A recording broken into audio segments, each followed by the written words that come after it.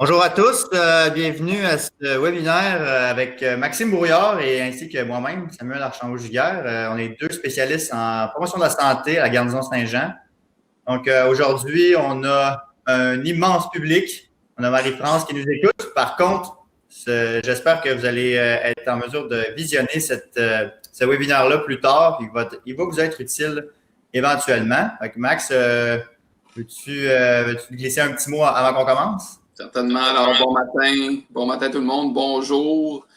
Donc oui, je me présente un peu plus spécifiquement. Maxime Brouillard, spécialiste en promotion de la santé pour les programmes de soutien du personnel de la région Montréal, kinésiologue de formation. Un peu plus de près de 15 ans maintenant avec les PSP, un peu moins de 15 ans avec les PSP de la région Montréal. Bien content d'être avec vous ce matin. Bien content d'être avec toi, Sam, pour ce webinaire. Moi aussi, c'est partagé. Ouais. Donc, bien que vous appréciez de voir nos deux grosses faces, on va couper nos webcams, puis on va y aller avec la présentation. Plus tard, en visuel. Oui, exact. Donc, aujourd'hui, avant de commencer, c'est-à-dire la présentation que vous allez voir, c'est vraiment la propriété intellectuelle là, du ministère de la Défense nationale. Ce sont de l'information qu'on doit vous faire parvenir, mais c'est quand même important de le souligner. Donc, toute reproduction ou retransmission des diapositives contenues dans cette présentation est strictement interdite.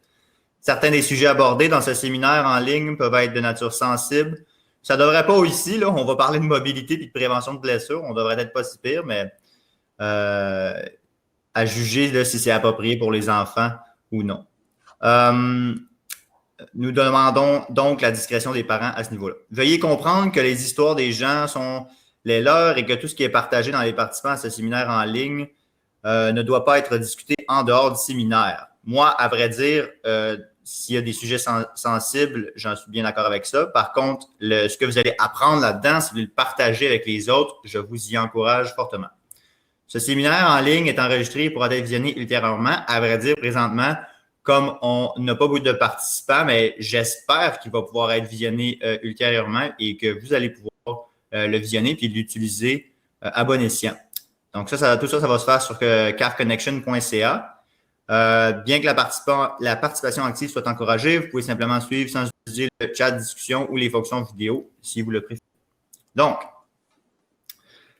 sans plus tarder, pourquoi prévenons-nous? Pourquoi est-ce qu'on veut prévenir les blessures? Là, c'est sûr que peut-être que je peux demander, je peux faire une petite question à Marie-France si tu veux participer puis nous écrire dans le chat. Qu'est-ce que tu penses?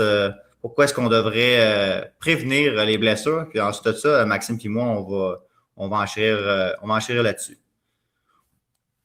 Pendant ce temps-là, je vais prendre une gorgée d'eau.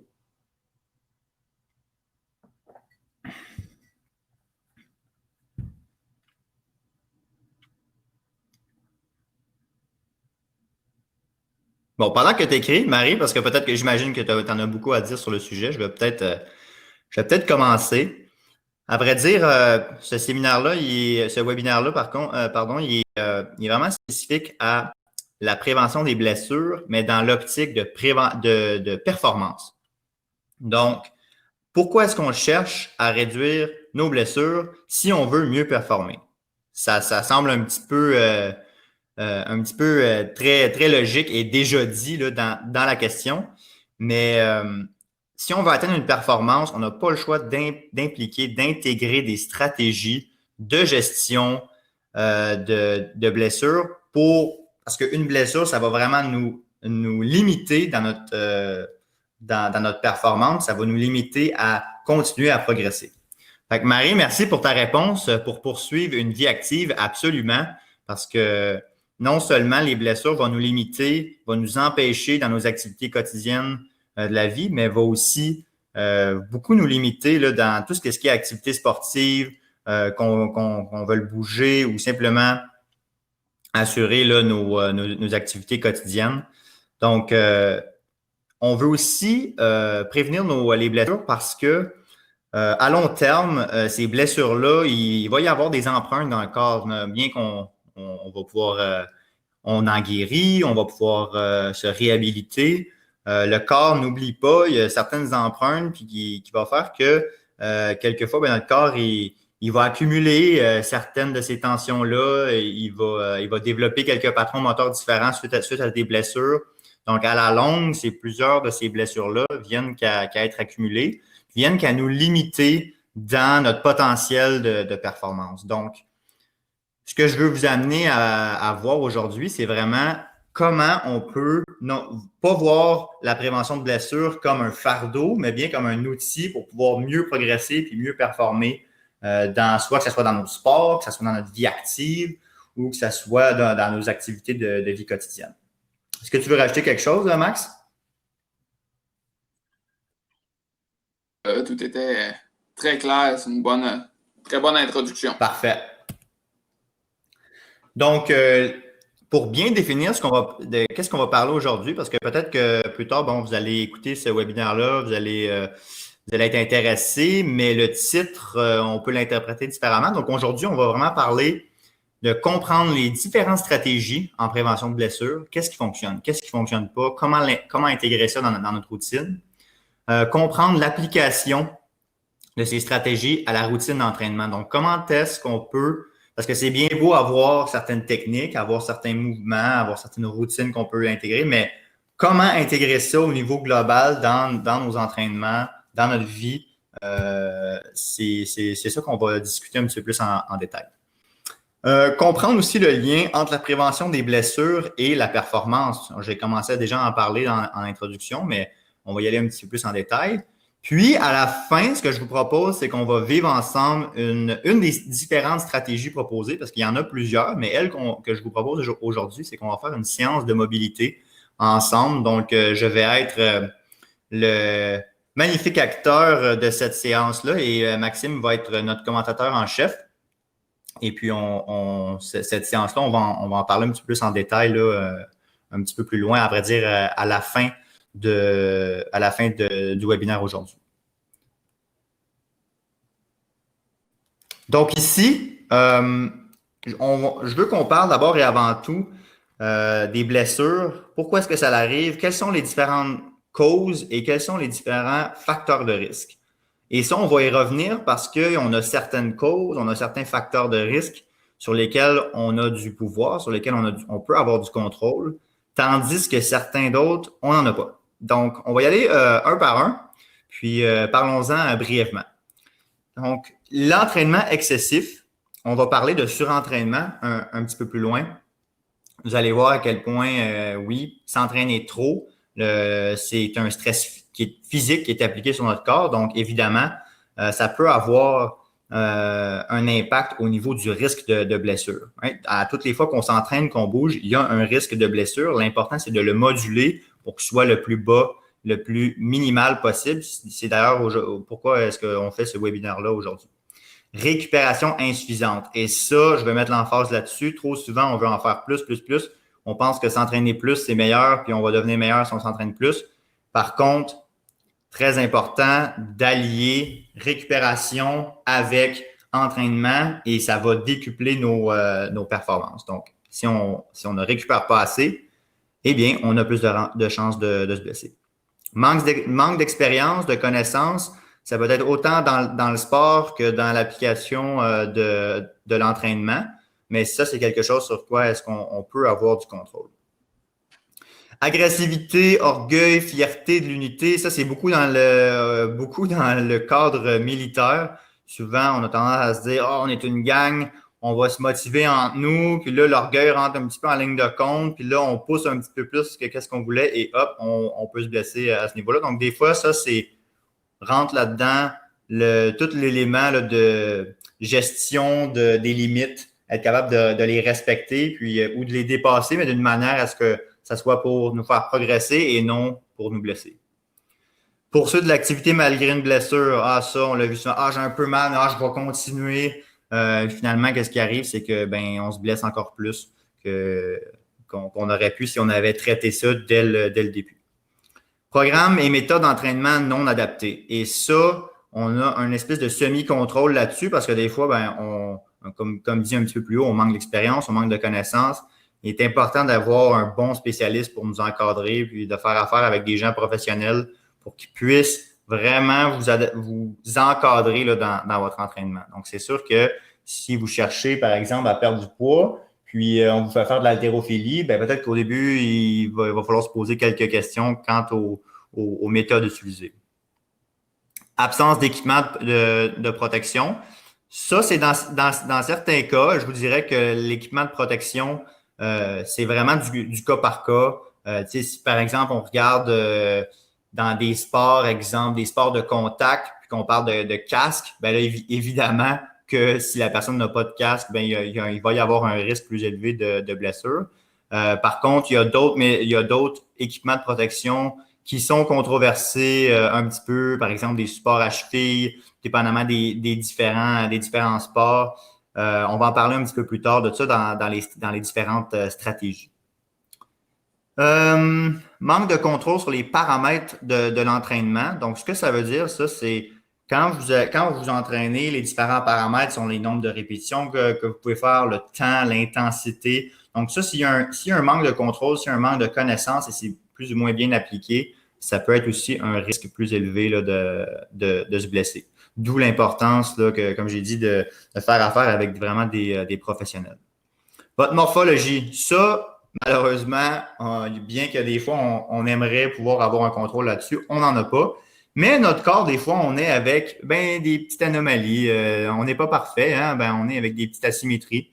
Je donne un exemple ici, longueur inégale de différents segments. Il y a des gens qui naissent avec une jambe un petit peu plus longue anatomiquement que l'autre. Et ce sont des choses normales qui arrivent. Par contre, il faut en être conscient et puis il faut appliquer certaines stratégies pour réduire le risque de blessure, mais sachez que ça peut augmenter ça peut être une cause. La symétrie, déséquilibre musculaire, ça en est aussi. Par contre, l'hypermobilité, ce sont des choses qu'on va pouvoir travailler, donc c'est ce qu'on va faire aujourd'hui. Le ROM, qui est le range of motion, là, l'amplitude de mouvement. Merci, Max. Voyez-vous, c'est pour ça que Maxime il est là, parce qu'il est toujours là pour trouver les bons mots quand c'est le temps. Et manque d'endurance ou de force musculaire, tout dépendamment des différents groupes musculaires qui sont utilisés. Ça va très bien se pratiquer aussi, soit en physiothérapie ou avec un kinésiologue qui est spécialisé là-dedans. Si on s'en va vers la colonne de droite, manque d'aptitude psychomotrice et biomécanique déficiente. Donc ça, on parle beaucoup de proprioception dans l'apprentissage du mouvement moteur. Ça, c'est surtout dans les sports très complexes. Par exemple, gymnastique, des sports qui sont vraiment en 3 dimensions. Quand on a ce manque de proprioception-là, tous ces beaux mots-là, l'aptitude psychomotrice et biomécanique déficiente, là, on parle de proprioception, de la connaissance de son corps dans l'espace. Ça peut être, en fait, c'est un facteur de risque qui pourrait occurer certaines blessures. Excusez-moi, j'ai pris une autre gorgée d'eau. La fatigue, donc on peut revenir un petit peu à ce qu'on avait dit, là, la récupération insuffisante. Quand on est très fatigué, notre corps ne réagit pas pareil. On peut avoir une fatigue musculaire, on peut avoir une fatigue neurale, on peut avoir une fatigue psychologique qui peut entraîner un changement dans le patron moteur, surtout si on a des exercices à faire qui sont très demandants niveau coordination. Je donne un exemple, haltérophilie. Un mouvement qui est très complexe, multisegmentaire, puis on va venir pour faire un mouvement, mais on est fatigué. D'où la raison que beaucoup de gens non expérimentés dans le domaine du CrossFit vont se blesser parce que ce sont des mouvements qui sont qui ont beaucoup de répétitions, mais qui sont très complexes, qui demandent vraiment un haut niveau de coordination. Puis là, ces gens-là font ça en situation de fatigue. Donc, d'où la raison pourquoi certaines de ces personnes-là peuvent se blesser. Pour ajouter à ça, il peut y avoir le manque de concentration. Et ensuite de ça, on rentre dans tout ce qui est un petit peu plus habitude de vie. Il va y avoir certaines carences nutritionnelles. L'hypoglycémie à l'effort, c'est-à-dire qu'il va vous manquer de sucre. Ça se peut que vous soyez déshydraté. Ça va faire baisser assez drastiquement votre performance et aussi ça va faire augmenter du même coup là, les différents le risque que vous vous blessez. Car manque d'en faire, on va en parler tantôt. C'est pour certaines personnes spécifiquement, je vais fermer cette bulle-là tout de suite, puis on va en reparler dans certaines stratégies tantôt. B12, calcium, zinc, bon, tout ce qui est carence nutritionnelle grave là, ou marquée, disons, ça ne sera pas parce que vous n'avez pas assez de B12 une journée que vous allez vous blesser, mais on parle là, vraiment d'éléments un petit peu plus chroniques. L'âge, le sexe, bon, c'est sûr que plus on vieillit, moins le corps est résilient, donc c'est sûr qu'on a plus de chances de se blesser. Beaucoup de personnes âgées sont plus sujets aux fractures. Donc, évidemment, il faut faire attention à ça, aux chutes, là, puis qui entraînent des fractures. Donc, c'est quelque chose à prendre en considération. Le surplus de poids va amener, cette surcharge pondérale-là va amener un stress supplémentaire sur les articulations qui peut, à la longue aussi, blesser. Et certaines maladies, l'ostéoporose, donc le manque de densification de certains os qui peut amener à un risque de fracture plus élevé. La sédentarité, bien entendu. Là, on rentre dans des trucs, dans des éléments, des facteurs de risque qui sont un petit peu plus militaires. Donc, courir en portant un sac à dos, ça peut être fait dans d'autres contextes aussi. Sauf qu'on voit beaucoup ça dans le milieu militaire pour les différentes personnes qui vont nous écouter, qui sont dans le milieu. Sachez que si vous allez courir en portant un sac à dos, imaginez la pression que ça fait sur vos disques intervertébrales. C'est en plus d'elle qui est appliquée à la normale à la course, transporter une charge qui est excessive, surtout dans différents milieux où est-ce que vous êtes en flexion, en torsion du tronc. Et puis, courir en portant des bottes de combat ou tout simplement des souliers qui sont non adaptés. Même certaines personnes ne portent pas de souliers en courant. Donc, ça aussi, on va en parler un petit peu plus tard. Donc, ça fait le tour et ça vous donne une bonne idée. Et on va revenir quand même brièvement. On va revenir là-dessus pour parler des différentes stratégies à adopter, voir comment est-ce qu'on peut transformer ces facteurs de risque-là en stratégie. On va en parler tantôt. Sans plus tarder, je vous présente les différents piliers de la prévention des blessures. Donc, ça, je veux que vous voyez ça comme vraiment une approche à prendre du plus bas, de la base en montant vers le haut qui nous amène jusqu'à la réduction du risque de blessure. Parce que on parle bien de risque de blessure et non de blessure absolue. Se blesser, il va toujours y avoir des risques. On peut appliquer toutes les stratégies au monde, mais il va quand même rester des risques. Mais l'objectif d'aujourd'hui, c'est de voir comment est-ce qu'on peut bâtir vraiment des habitudes solides pour essayer de diminuer ce risque-là le plus possible. Donc, je sais que ça peut paraître décevant un peu, puis on s'attendait à la recette miracle ou à l'exercice miracle, mais la prévention des blessures, ça débute toujours avec des saines habitudes de vie, avec une alimentation équilibrée, avec une vie active, avec un sommeil adéquat, avec une gestion de stress qui est bénéfique parce que n'oubliez pas que une blessure, ça survient suite à un stress physique, un stress mécanique. Dans le cas d'une fracture, si on tombe, c'est un stress qui est mécanique.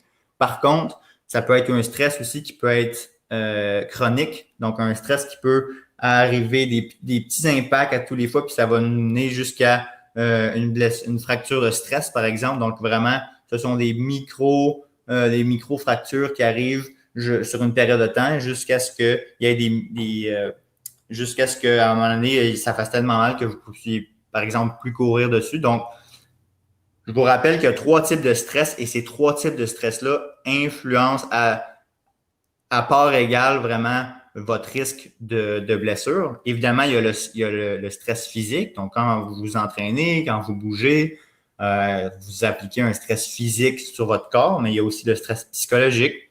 Hein, si vous êtes méga stressé, si vous travaillez les heures de fou, il y a votre situation familiale ou avec vos amis, ça vous stresse énormément. Ça a un impact. Je vous annonce que ça augmente le risque de blessure que vous avez. En plus de ça, si vous additionnez le stress chimique, Donc ça, on parle de tout ce que vous mangez, hein, d'où l'importance d'avoir une alimentation saine qui va essayer de limiter le plus possible l'inflammation. Mais ça vient diminuer votre risque de blessure. Donc, ça passe d'abord et avant tout par les saines habitudes de vie. C'est votre meilleur allié à ce niveau-là. Ensuite de ça, on parle de planification de l'entraînement. Donc là, c'est être capable de jongler avec le ratio récupération, travail. Quand on parle de travail, c'est entraînement. Là, on va bouger, avoir des stratégies pour bien moduler ça. Ça va vraiment nous aider à maximiser notre performance, peu importe, on parle de quel type de performance. Si pour vous, la performance, c'est dans un sport d'élite ou simplement être capable de bien performer dans vos activités quotidiennes, c'est la même chose. Parce que si on se dit, si je condense tous mes entraînements dans une journée de la semaine, vous comprendrez que probablement que cette journée-là, votre risque de vous blesser va être vraiment plus élevé que si vous arrangez ça pour que dans la semaine, ça soit bien réparti, vous ayez des périodes de repos ou de repos actif au travers de ça, ça va vous aider. Ensuite de ça, il y a différentes stratégies, dont une qu'on va appliquer aujourd'hui qui peuvent être des routines de mobilité, d'échauffement ou de gainage qui vont vous permettre dans différentes activités sportives ou dans vos différents entraînements d'être bien équilibré, d'être plus résilient de manière musculaire, puis d'être capable de mieux bouger comme point. Vraiment mieux bouger en général sans vous blesser. Parce que trop souvent, on va faire un mouvement, on n'aura peut-être pas cette proprioception-là, on n'aura peut-être pas cette force musculaire-là, on va peut-être avoir un déséquilibre qui va, à la longue, venir nous travailler. Donc, en ayant ces routines-là, eh bien, ça va vraiment nous permettre là, d'aller bien nous équilibrer et de limiter ce risque de blessure-là. Ensuite de ça, on a différentes techniques de récupération qu'on peut aller chercher, qui peuvent être des techniques de respiration, on peut aller chercher des techniques de cryogénie, donc prendre des bonnes douches froides. Toutes ces techniques-là vont venir nous aider à réduire le risque de blessure, mais encore là, vous voyez qu'on monte beaucoup dans la pyramide. Si on se dit, je fais juste une technique, par exemple, je fais de l'automassage avec des balles, mais que vous avez des saines habitudes de vie qui laissent à désirer puis que vous ne mettez pas l'emphase là-dessus, demandez-vous pas pourquoi, si vous vous blessez, ça ne sera pas de la faute de votre foam roller ou de votre balle. Allez prendre soin de votre base, de votre ground et ensuite de ça, bâtissez là-dessus. Puis, bon, évidemment, ce qu'on voit à la pointe de l'iceberg, c'est vraiment la réduction du risque de blessure. Fantastique. Rapidement, le surentraînement, ça arrive ou le surménage, ça arrive quand on a un déséquilibre entre la charge d'entraînement et la récupération. D'où l'importance, j'ai dit tantôt, de bien moduler ça. Si on s'entraîne trop et on ne récupère pas assez, à un moment donné, on va avoir une diminution de la performance, on va être moins motivé, ça se peut que vous viviez une fatigue importante, votre sommeil va être altéré, autant en quantité qu'en qualité. Vous allez avoir de la difficulté à vous concentrer, vous allez vouloir moins manger, vous allez peut-être avoir des douleurs musculaires. Et là, si une journée vous vous levez, vous avez des douleurs musculaires, dites-vous pas que vous êtes en surentraînement. Peut-être que vous êtes juste raqué de votre entraînement. Par contre, si vous commencez à vous reconnaître dans plusieurs de ces symptômes-là, posez-vous des questions sur votre ratio entraînement et repos. Votre fréquence cardiaque au repos peut être plus élevée. Trop de stress, trop de cortisol va affecter votre système immunitaire. Donc, votre immunité va baisser. Ça se peut que vous commencez à pogner des petits microbes là, qui font l'apparition. Puis vous dites, d'habitude, je ne pogne jamais ça. Une autre bonne question, un autre petit drapeau rouge là, qui vient de se lever. Les blessures qui tardent à guérir, encore là, quand on y ajoute énormément de stress, on n'aide pas à l'inflammation, on fait juste l'empirer. Il peut y avoir aussi une baisse de libido et ça, c'est dû à quand il y a trop d'entraînement, il peut y avoir soit une baisse de testostérone pour les hommes ou de progestérone pour les femmes, ce qui fait qu'on peut avoir une baisse de libido. L'aménorrhée, donc la perte des règles chez les femmes, quoique c'est réversible, surtout chez les athlètes. Là, souvent, les athlètes, leurs règles vont arrêter parce qu'ils s'entraînent vraiment beaucoup. C'est réversible, le corps est bien fait. Par contre, c'est un signal d'alarme qu'on ne peut pas passer à côté. Il faut être irritable, anxiété, dépression. Ouais, c'est sûr que le stress à long terme, comme je vous le dis, Le stress physique, ça va venir jouer sur votre stress psychologique et vice-versa. Tout ça, c'est connecté. On ne peut pas faire à semblant que ce n'est pas l'inverse. Donc, quoi faire si vous vous sentez surentraîné? Ben, diminuez votre charge d'entraînement d'un certain niveau sans l'arrêter au complet. Parce que si vous arrêtez tout au complet, là, ensuite de ça, vous vous limitez dans comment est-ce que vous allez reprendre ça. Donc, c'est important d'y aller de manière graduelle, mais il va falloir que vous mettez un frein là-dessus. Donc, ça va être de vous poser la question, qu'est-ce que je veux continuer absolument à faire en termes d'entraînement? Je vais entraîner ça, mais je vais garder ces éléments-là, ces composantes-là, mais en diminuant la quantité, en diminuant l'intensité, en ayant un petit peu de maintien là-dedans, mais en donner la chance au corps de pouvoir récupérer. Ce qu'on veut, c'est rétablir ce ratio-là d'entraînement et de récupération. Donc, différentes stratégies à adopter. Je vous nomme les must, OK? Eux là, que je veux vraiment que vous vous souvenez, les saines habitudes de vie, gestion de stress plus, parce que, encore là, je refais le lien entre le stress psychologique et le stress physique. Si vous êtes stressé dans votre vie de manière psychologique, mentale, je vous garantis que ça va avoir un effet sur votre entraînement. Même si, et moi, je fais partie de ce groupe-là où on se dit, on est stressé, on va aller s'entraîner pour gérer ce stress-là, ce qui est très bon à faire. Soyez conscient que ça peut être un couteau à double tranchant parce que quand on est très stressé, puis on veut vraiment se déstresser, donc on s'entraîne encore plus fort, et bien là, on ne fait qu'ajouter encore plus de stress ce qu'on a présentement, donc votre risque de blessure devient de plus en plus élevé. Un échauffement progressif et je rajouterais à ça spécifique à ce que vous faites comme entraînement, que ça soit peu importe le sport, que ce soit un entraînement spécifique, que ce soit une activité physique, très important de s'échauffer et de le faire bien adapté à ce que vous allez faire. Et l'intégration stratégique du repos. Hein, et ça, consulter un professionnel. Pour ça, c'est important de vraiment y aller en détail. Comment est-ce que je peux moduler, surtout si vous avez une charge d'entraînement qui est plus élevée, essayez de bien intégrer vos stratégies de repos là-dedans. Je reviens rapidement sur nos facteurs de risque. Et là, je vais y aller un petit peu plus de manière brève, mais si on les repasse, entraînement excessif, bon, ben ça va être juste encore là de moduler notre charge d'entraînement, bien intégrer le repos, récupération insuffisante, on en a un petit peu parlé, manque d'expérience et de connaissances, on peut travailler là-dessus, on peut aller en chercher davantage, on peut aller chercher des formations. L'agressivité, orgueil, ça, c'est un travail qui doit se faire à l'intérieur de nous, mais je dois dire aussi qu'avec l'armée, c'est un travail qui doit se faire de manière collective, hein, un travail d'organisation. Et ça va prendre du temps, mais on s'en va vers là tranquillement. Poursuite d'activité malgré une blessure, ça rentre un petit peu dans l'orgueil, mais c'est juste ça, on peut travailler sur notre niveau de conscience là-dessus, en être conscient qu'on commence à se blesser, puis d'accepter le fait que, OK, je vais prendre un petit peu plus de repos et je vais moduler ça non pour arrêter, mais bien pour mieux performer à la longue. Programme et méthodes d'entraînement non adaptées, voir un spécialiste à cet effet. L'absence d'équipement de protection, eh bien là, ça, c'est facilement corrigeable dans une situation où est-ce que c'est prescrit ou adapté. Manque de contrôle sur les paramètres d'entraînement, on parle toujours d'aller voir un spécialiste. La morphologie, ainsi que on peut pas vraiment faire grand-chose. Par contre, la symétrie des équilibres musculaires, encore là, on peut faire affaire à un spécialiste, un bon physiothérapeute ou un bon kinésiologue qui va pouvoir nous bien analyser notre posture et nous aider dans ce déséquilibre musculaire-là. Même chose pour flexibilité, souplesse, ce sont certains éléments que vous pouvez intégrer dans votre routine. D'ailleurs, ce qu'on va faire aujourd'hui, prenez-le et intégrez-le, s'il vous plaît, au maximum. Ça va, selon ce qu'on va vous expliquer, ça va vous être bien utile.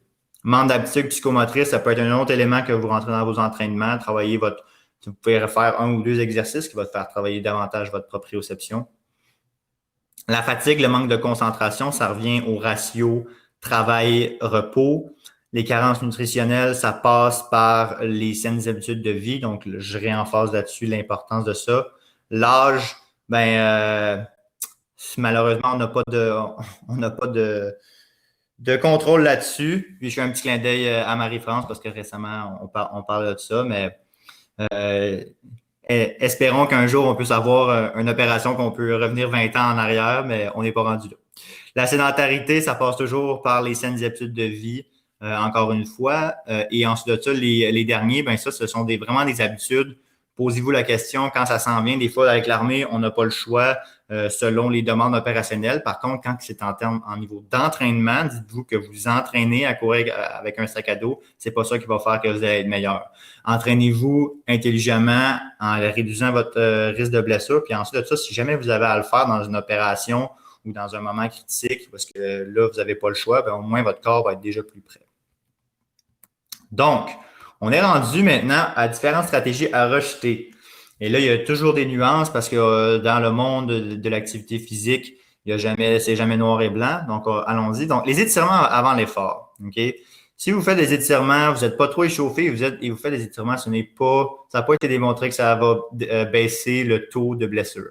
Par contre, vous allez voir dans certaines activités sportives il y a des gens qui vont faire certains étirements avant leur effort. Je donne un exemple en gymnastique. Eh bien, eux, ils ont besoin d'une amplitude de mouvement incroyable. Donc, c'est sûr que ils vont pas y avoir le choix de faire différents types d'étirements, que ce soit des étirements statiques, des étirements dynamiques. Ils n'auront pas le choix parce qu'ils ont besoin de cette amplitude de mouvement-là. Mais en termes généraux, si vous avez pris l'habitude de faire 5-10 minutes d'étirement avant, par exemple, votre séance de gym, je vous confirme que ça ne réduit pas le risque de blessure, mais absolument pas. Même que l'étirement statique déclenche une réponse neuromusculaire réflexe qui diminue la force musculaire. Donc, en plus de ne pas vous aider dans votre prévention de blessure, ça va vous nuire à comment est-ce que vous allez performer. Fait que là, on pagaille à contresens complètement. Les différences orthèses commerciales ou sur mesure, ça n'a pas été démontré que ça diminue le taux de blessure. Encore là, la science nous démontre ainsi. Par contre, je vous encourage si, par exemple, vous avez une jambe qui est vraiment plus courte que l'autre et puis ça vous cause complètement des déséquilibres musculaires, ça ne veut pas dire que ce n'est pas adapté pour vous. Ce que ça veut dire, c'est que c'est pas prouvé que ça diminue le taux de blessure. Donc, à prendre avec un grain de sel. Des différentes chaussures de course adaptées aux pieds du militaire. OK, il peut y avoir toutes sortes de produits qui sortent, que ça, c'est bon pour les militaires, puis ci, puis ça. Un soulier de course, un soulier de course. L'important, donc ça n'a pas été démontré que ça diminue les blessures en comparaison avec des chaussures de course normales. Par contre, un point important, c'est faites attention à votre niveau de résilience. Si vous passez d'une chaussure, par exemple, avec beaucoup de gel à une chaussure minimaliste, il est possible que là, votre corps prenne du temps à s'adapter. Le corps, c'est une belle machine, mais on doit lui laisser un petit peu plus de temps pour s'adapter. Donc, prenez ça en considération. Si jamais vous décidez de changer votre type de chaussure, allez-y de manière progressive. Ceinture lombaire n'a pas été démontré qu'elle diminue les blessures au bas du dos. Au contraire, faut juste faire attention à ne pas l'utiliser comme une béquille, right?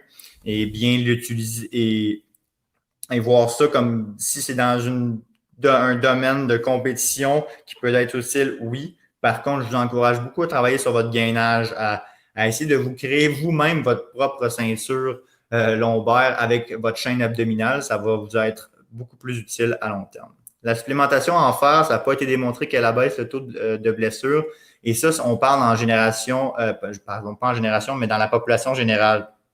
Donc, si vous, qui a pas vraiment de carence en fer et vous dites je vais prendre du fer en plus, ça ne va pas vous aider à diminuer votre taux de blessure. Par contre, des gens qui sont plus sujets à avoir des carences en fer, j'ai un exemple des végétariens, un exemple des femmes à cause du sang qu'ils perdent à tous les mois. Si vous joignez ces deux éléments-là ensemble et que la personne est en carence de fer, alors là, la supplémentation en fer est bel et bien indiquée pour ce genre de personnes-là et risque potentiellement d'aider pour réduire le taux de blessure. Par contre, il faut faire attention au court-circuit ou au raccourci intellectuel en disant « je prends du fer de plus, je vais moins m'arriver de blessure ». À prendre avec des pincettes. Donc, malgré tout ça, vous avez appliqué toutes vos belles stratégies, mais il arrive que vous vous blessez et ça l'arrive, hein, le risque est toujours là. Quoi faire? Eh bien, ça dépend si c'est une blessure aiguë ou chronique. Hein? Aigu étant, ça l'arrive d'un coup, c'est pondéré dans le temps, ou bien chronique, c'est que c'est une blessure d'accumulation. Donc, la première affaire la plus importante, c'est le repos. Le repos, si on arrête d'infliger le stress, ben guess what? la structure va être capable de mieux se guérir. Si c'est une phase aiguë, au début, on va vouloir appliquer le RISE, donc on va voir ce qui est l'acronyme anglais pour REST, donc le repos, Ice Compression Elevation, donc on veut mettre de la glace pour réduire l'inflammation, on va faire de la compression pour justement limiter l'enflure et l'élévation pour permettre le retour vasculaire. Par exemple, c'est un très bon exemple, quand je me suis cassé la cheville il y a 3 mois, ben, il a fallu que je fasse ça régulièrement par jour pour permettre un retour sanguin et lymphatique pour limiter l'enflure. Ensuite de ça, c'est sûr que des anti-inflammatoires, ce qui va être prescrit par votre médecin, ça va aider à venir diminuer autant la douleur que l'inflammation. Ensuite de ça, très rapidement, en vrai dire, le plus tôt possible, quand vous allez parler avec votre médecin, votre spécialiste, là, de recommencer tranquillement les exercices. Bien qu'on parle de repos, il faut continuer à aller garder cette mobilité-là, ce mouvement-là. Donc, on peut consulter un physiothérapeute, des spécialistes en réadaptation sportive, ça peut être des massos en ostéopathie ou en acupuncture, et ça sera à vous de juger, mais arrangez-vous pour être capable de voir des spécialistes qui peuvent vous aider déjà dans une rééducation rapide. Le port d'attelle ou d'orthèse, bon, c'est sûr que dans certains cas, ça va être nécessaire. Dans d'autres cas, c'est sûr que les chirurgies, je donne un exemple, des destructions de ménisques ou des blessures au ménisque, des fois, on peut y avoir des chirurgies qui vont être nécessaires. Et le retour progressif à l'entraînement. Si vous entraînez 8 fois par semaine avant votre blessure, vous vous blessez, attendez-vous pas à faire les mêmes charges 8 fois par semaine après. Il va falloir que ça soit fait de manière progressive et ça, c'est dur pour l'orgueil, mais si vous voulez faire ça de manière intelligente et ne pas vous reblesser, c'est important d'y aller de manière progressive. Marie-France, as-tu des questions?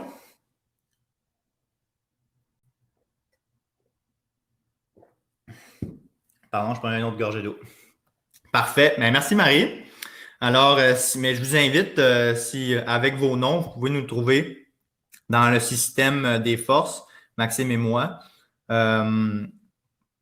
Si jamais vous voulez nous écrire, vous écoutez ce webinaire-là quelques mois plus tard et vous dites « Ah, j'ai une question sur ça », ça va nous faire plaisir si vous nous écrivez à nos adresses. Donc, ce que je vous propose maintenant, c'est qu'on va passer à la partie pratique. Donc, avant tout, je veux vous expliquer le but de cette séance-là. Cette séance-là, c'est une séance qui va toucher tous les groupes musculaires du corps, toutes les articulations, et elle peut être utilisée dans différents contextes. Tout est selon l'intention que vous voulez mettre derrière ça. Vous pouvez l'utiliser avant une activité sportive qui va engager tous les grands groupes musculaires du corps. Vous pouvez l'utiliser comme séance de mobilité à proprement dit juste pour vous faire du bien, pour garder une bonne mobilité. Vous pouvez l'utiliser avant de vous coucher pour vous relaxer puis vous permettre d'avoir un meilleur sommeil. Il y a plusieurs éléments. Vous pouvez l'utiliser comme repos actif aussi, que vous pouvez joindre ça avec un léger jog dans votre journée de repos. Donc, vous pouvez voir que vous pouvez utiliser cette séance-là dans différents contextes. Maxime, je ne sais pas si tu veux rajouter quelque chose là-dessus, puis parler un petit peu des ressources sur la prochaine slide. Moi, pendant ce temps-là, je vais aller m'ajuster puis juste me positionner là, devant sur mon tapis de yoga.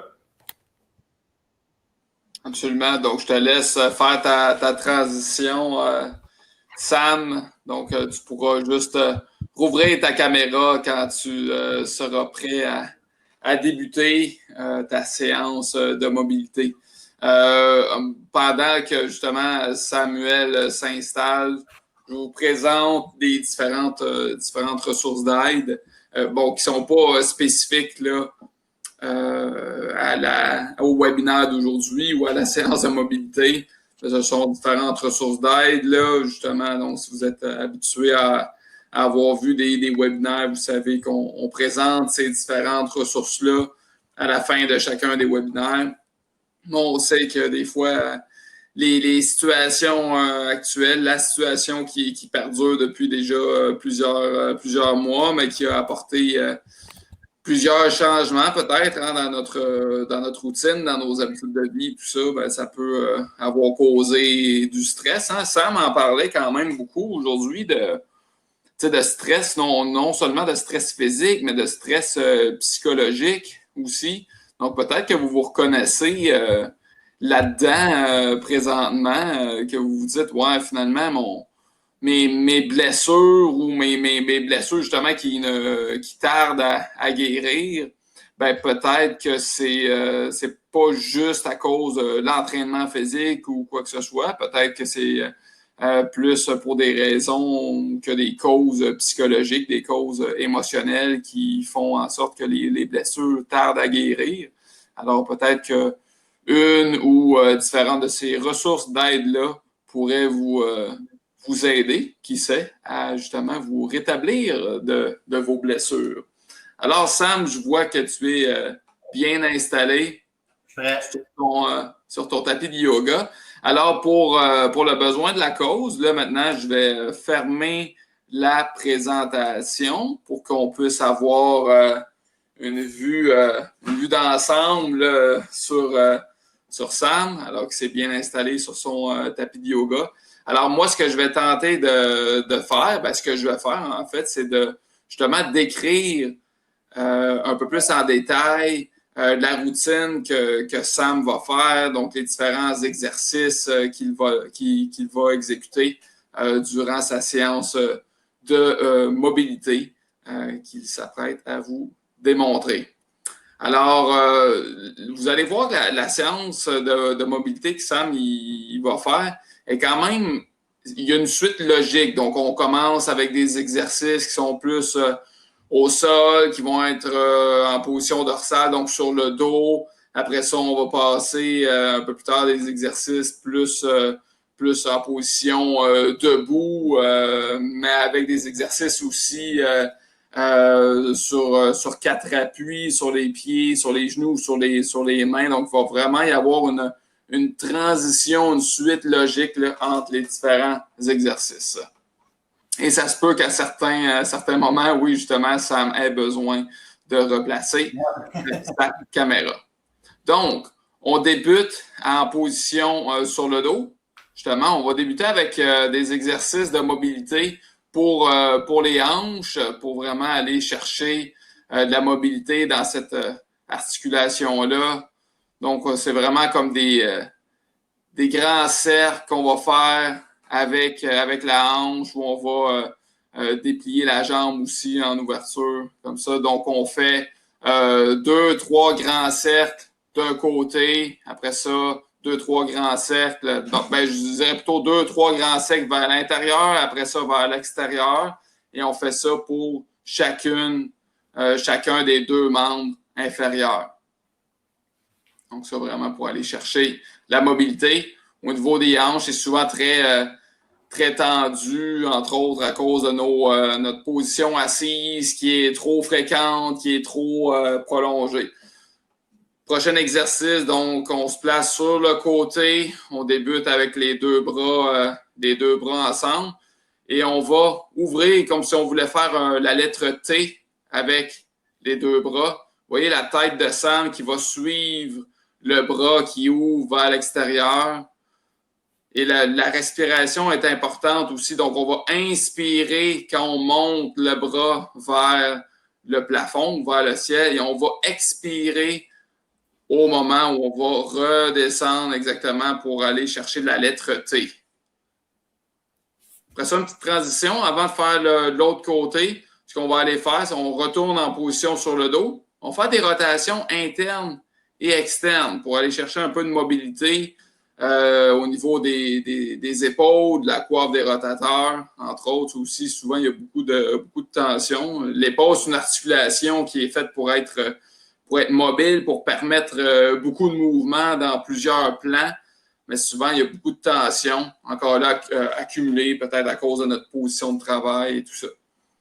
Et après ça, on se tourne sur l'autre côté et on va aller faire le même exercice là, que précédemment. Donc, on inspire pour monter le bras vers le haut et on expire quand on redescend de l'autre côté. Après ça, on fait une transition, on s'en va en position quadrupède, donc ou à quatre pattes, comme on dit, donc en position, en appui sur les genoux. et sur les mains. Donc, les mains qui sont sous les épaules, les genoux qui sont sous le bassin, sous les hanches.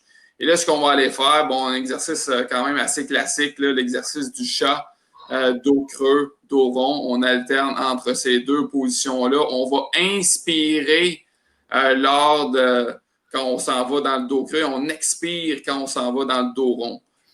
Quelque chose qui est bien important aussi quand on fait cet exercice-là, c'est d'essayer de le faire en contrôle pour aller chercher une vertèbre à la fois. Donc, comme Sam vient de vous le montrer, quand on passe du dos rond au dos creux, Sam retourne en dos rond. Et quand on revient en dos creux, on commence avec les vertèbres cervicales, après ça, les vertèbres thoraciques, on finit avec les vertèbres lombaires. Puis, quand on revient en dos rond, c'est le contraire. On y va avec les vertèbres lombaires en premier, vertèbres thoraciques, on finit avec les vertèbres cervicales pour vraiment aller chercher de la mobilité là, dans toutes les vertèbres. Suite à ça, on va écarter les genoux un peu plus larges que les hanches. Et ce qu'on fait, c'est qu'on va inspirer en montant la main vers le plafond. Et on expire. En expirant, on va aller glisser le bras sous le corps de l'autre côté. On inspire vers le plafond et on expire en redescendant. On essaie d'aller porter l'épaule sur le plancher. Même chose de l'autre côté. Donc, encore une fois, on peut en faire de 3 à 5 répétitions environ par côté. Pour vraiment aller chercher ici là, la région thoracique et tout ça. On va aller après ça se placer en position, on va s'asseoir sur nos talons, d'accord? Et là, ce qu'on fait, c'est des flexions latérales, donc d'un côté à l'autre. Et là, avec celui-là, c'est qu'on peut alterner d'un côté à l'autre. Encore là, on expire en descendant, ça ici. On inspire vers le haut et on expire quand on descend de l'autre côté pour aller chercher de la mobilité latérale au niveau des obliques, le carré des lombes également. Je laisse Sam se replacer son tapis quelque peu.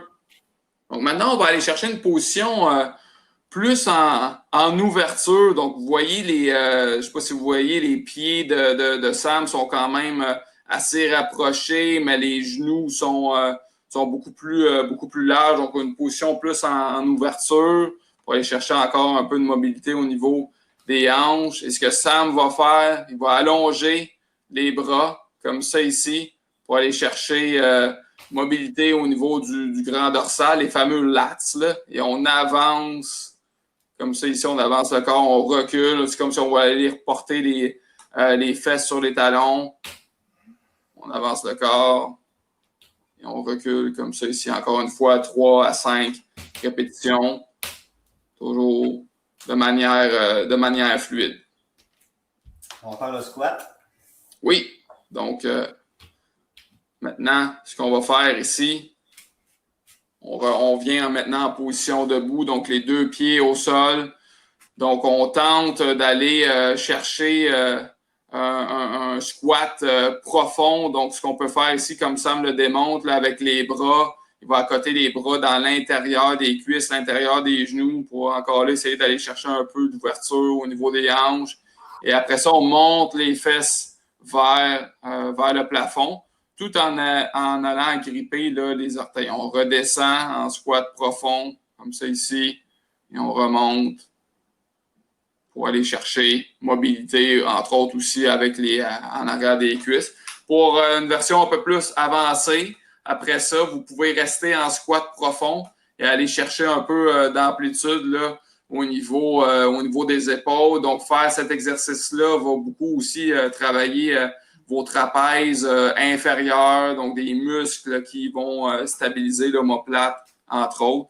La version là, que Sam a fait là, du squat profond peut être assez difficile pour certaines personnes, justement si vous manquez peut-être de mobilité ou de souplesse dans les chevilles, entre autres, et tout ça. Donc, une autre version pourrait être de le faire sur un coussin comme ça, un fauteuil ou sur un une petite marche, un petit banc pour que vous puissiez faire l'exercice. Toujours avoir une bonne exécution, mais qui va peut-être suivre un petit peu plus vos limites en termes de flexibilité. Mais au fur et à mesure, au fil du temps, si vous devenez un petit peu plus souple, un peu plus mobile, ben peut-être que vous pourrez descendre ou diminuer la hauteur là, de votre appui. Donc, passer peut-être justement d'une chaise à une petite marche ou un petit banc, et éventuellement être en mesure de le faire là,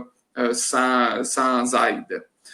Après ça, on passe à la position de la planche, hein, je crois, exactement. Donc, une position push-up, là, mais on l'appelle également la planche, en appui sur les mains, donc les mains en dessous des épaules. On va aller porter les deux genoux au sol. Je vais dire, on peut, si la position de la planche est peut-être trop demandante pour cela, parce qu'il faut quand même que ça soit fait avec la respiration et les jambes, puis c'est un petit peu plus difficile, on peut débuter l'exercice avec les genoux au sol. Moi, je vais le montrer avec les genoux décollés, mais sachez que vous pouvez le faire avec les deux genoux au sol. Très bien. Donc, position de planche. On va amener un pied à l'extérieur de la main et vous allez voir ensuite, là, Sam va ouvrir vers le ciel avec son bras. Ah oui, là, on voit aussi que le genou de la jambe qui est arrière, là, le genou est au sol. Donc, on fait une ouverture vers le ciel et vers l'arrière. On fait des genres de cercles, si on veut, avec le bras, avec le membre supérieur. Donc, mais c'est pas juste au niveau de l'épaule hein, que ça bouge, c'est tout au niveau thoracique.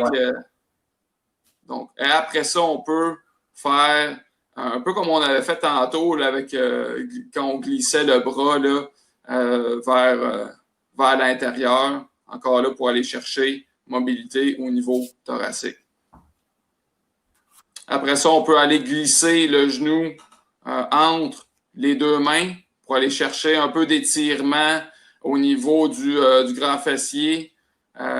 Ici, ça serait le grand fessier droit qui aurait été étiré. On fait la même chose après ça de l'autre côté. Donc, on avance le pied, on le met à l'extérieur de la main. L'autre genou va aller être déposé sur le sol. Et on fait la même chose avec les grands cercles vers l'arrière, vers le haut. Et on revient après ça avec le bras vers l'intérieur.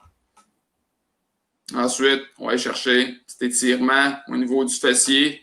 On peut explorer un peu l'articulation comme ça ici. Il reste les fentes latérales. Puis ensuite, ça, on va aller en position debout. Très bien. Donc, pour ce qui est des fentes latérales, donc on place les pieds beaucoup plus larges que les épaules ici. Donc, on va fléchir d'un côté, on tente d'aller porter les mains au sol. Encore là, il faut respecter son amplitude de mouvement. Et là, ce que Sam fait, il lève encore là un bras au ciel. On se déplace de l'autre côté. On va aller chercher de la mobilité au niveau de la hanche, mais aussi au niveau là, du thorax. Donc, on peut le faire de façon assez fluide. Donc, on passe d'un côté à l'autre, comme ça ici. Exactement. Donc, on va chercher beaucoup d'articulation avec un mouvement de la sorte. Si ce genre d'exercice-là est trop difficile au niveau de votre amplitude de mouvement, vous n'êtes pas en mesure de placer les mains au sol, peut-être que justement vous munir de petits blocs de yoga pourrait vous aider à avoir un bon appui. Maintenant, on passe à la routine ou le bloc d'exercice en position debout. Donc, on y va en position fente. Donc, on avance un pied vers l'avant. On lève les deux bras. On inspire en amenant les bras vers le ciel. On expire en redescendant. On inspire et on expire en descendant. Ceux qui sont familiers avec le yoga reconnaissent probablement la position du guerrier. Donc, le pied arrière qui a maintenant été tourné. Donc, Sam est en train de le pointer. Donc, On revient en position guerrier comme ça ici. On ouvre vers le ciel. Donc encore là, plusieurs articulations qui sont sollicitées avec ça. On vient appuyer maintenant le coude sur le genou, l'avant-bras, l'avant-bras sur la cuisse, sur le genou. Et on ouvre tout le côté, là, le côté latéral, le côté droit dans ce cas-ci. Et on peut, après ça, aller, si vous êtes plus à l'aise, vous pouvez même le faire avec les jambes dépliées, les jambes tendues. Et on alterne d'une position genou plié à jambes tendues. Et on termine en faisant une rotation du tronc, en allant placer le bras sur le genou opposé. On va le faire de l'autre côté, puis ça donne un autre... Oui, quand même assez technique là, comme séquence. Donc, on ouvre vers le ciel en inspirant, on expire en ramenant les bras vers le sol, on inspire, on expire, on tourne le pied arrière de l'autre côté, on vient en position du guerrier, on ouvre vers le ciel, on ramène vers l'avant, on vient placer l'avant-bras sur le genou, sur la cuisse. Et on passe maintenant de position genou fléchi à jambes allongées. Encore là, avec une bonne sollicitation de toutes les articulations. Et on termine en faisant une torsion du tronc. On travaille beaucoup l'équilibre aussi en allant placer le coude sur le genou opposé. C'est tout, mes chers amis. Donc, merci Sam pour cette belle démonstration. Oui, bien, tu as fait ça aussi, Max, pour l'expliquer. En même temps, moi, ça m'évite de devoir parler pendant que j'ai la tête un peu à gauche et à droite. Donc, pour faire un petit récapitulatif, puis je vais te laisser le mot de la fin, Max. Prévention des blessures, il y a toutes sortes de méthodes pour y arriver. Pensez à l'intégration du repos à l'heure de votre routine et aussi à vos saines habitudes de vie. Ensuite de ça, vous pouvez venir appliquer différentes stratégies comme la séance de mobilité qu'on a fait aujourd'hui. Vous n'êtes pas obligé d'en faire au complet aussi. Il y a certains mouvements qui vont vous parler plus. Respectez-vous là-dedans. Vous pouvez y aller à titre de buffet là, et choisir différents exercices puis les intégrer peut-être dans votre échauffement, peut-être dans vos séances de mobilité que vous faites déjà, mais ça sera libre à vous, mais au moins, ça va vous donner quelques idées supplémentaires. J'espère que ce webinaire-là va vous permettre de rester en santé et de limiter le plus possible votre risque de blessure. Puis encore là, ça va nous faire plaisir là, en Promo Santé Région Montréal si vous venez nous voir d'en discuter davantage. Rappelez-vous que le corps humain est fait pour bouger. Hein? Malheureusement, dans nos habitudes quotidiennes, entre autres à cause de peut-être de notre emploi, de notre travail, de nos déplacements, on est souvent en position assise. Dans nos loisirs aussi, hein, les écrans, la télévision, tout ça nous amène à être beaucoup en position assise. On doit bouger davantage. Et puis, oui, faire différentes activités physiques, c'est très bien, mais je pense aussi des séances de mobilité de la sorte là, peuvent vous aider non seulement à réduire le risque de blessure, mais aussi à bien vous sentir. Puis, je pense que ça permet également une bonne gestion, du stress avec la respiration aussi. Intégré avec ça. Donc, oui, c'est ça. Max, ce qui me fait penser de faire ces mouvements-là avec la respiration, ça nous amène à être conscients.